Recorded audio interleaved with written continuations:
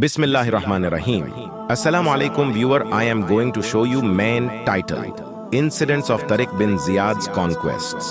If you want to know about incidents of Tariq bin Ziyad's conquests, so you have come to right place. Before I start the video, I want to ask you guys a question. If you have not subscribed my channel, please subscribe my channel and press the bell icon. Let's start. मैं जिस मौदुआ पर बात करता हूँ वो है तारिक बिन Ziyad की फतूहात के खूबसूरत वाक़यात। तारिक बिन ज़ियाद की फतूहात कॉन्क्वेस्ट्स के खूबसूरत वाक़यात इस्लामी तारीख में अहम हैं। तारीखी खूबसूरत वाक़यात में शामिल हैं 1.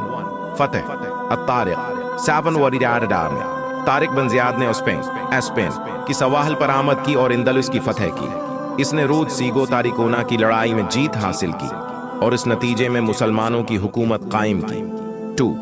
फतह कराना तारिक बिन ज़ियाद ने हिजाज की तरफ सफ़र किया और वहां के अमवी खिलाफत के खलीफा अल-वलीद बन अब्दुल मलिक की हमायत हासिल की।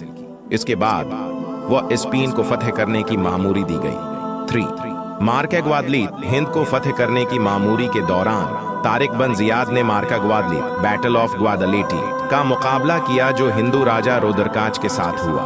इस मार्के की फतह ने इंदलिस के मुसलमान हुकूमत की मुअस्ससा की बुनियाद रखी। 4. कॉन्क्वेस्टा तारिक बिन ज़ियाद की फतूहात के बाद अंदलस के तमगे को मजीद बढ़ाया गया और इंदलस की ज़मीनों को इस्लामी हुकूमत के तहत लिया गया। ये एक अहम खूबसूरत वाक़या था जो इस्लामी तारीख में अहमियत रखता है। तारिक बिन ज़ियाद की फतूहात ने इस्लामी तारीख को अहम तब्दीलियाँ दी और इंदलिस में मुसलमान हुकूमत की बुनियाद रखी।